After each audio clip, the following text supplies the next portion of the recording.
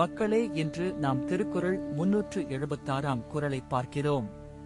இது அறத்துப்பால் ஊழியல் ஊழ் அதிகாரத்தின் அறம்.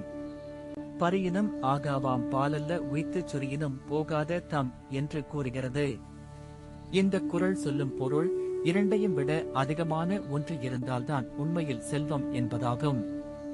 நாம் அளவுக்கு மீறி பெற்றுக் கொள்ள வேண்டிய பரியால் வளைந்த பொருளை வைத்தல் பயனில்லை.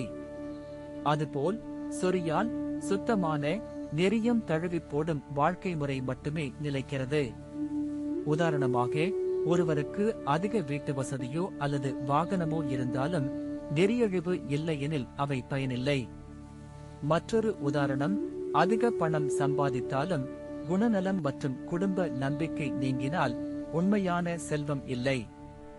இன்றைய தினசரி வாழ்க்கையில் நாமும் திறமையாக பணம் சம்பாதித்து நல்ல கலாச்சாரம், நேர்மை, நம்பிக்கை ஆகியவற்றை சமநிலையில் வைத்தால் நிறைவேறிய வாழ்வு கிடைக்கும். அதனால் இக்குறளை பின்பற்றி அளவுக்கு மேல் பொருள்களை பின்தொடராமல் நாகரிகம் மற்றும் நெறியை கவனிப்போம். இதுதான் இந்த குறள் அழகாக கூறுகிறது. பரியினும் ஆகாவாம் பாலல்ல உய்த்துச் சொரியினும் போகாத தம். அடுத்த அதிகாரத்தில் மீண்டும் சந்திப்போம்.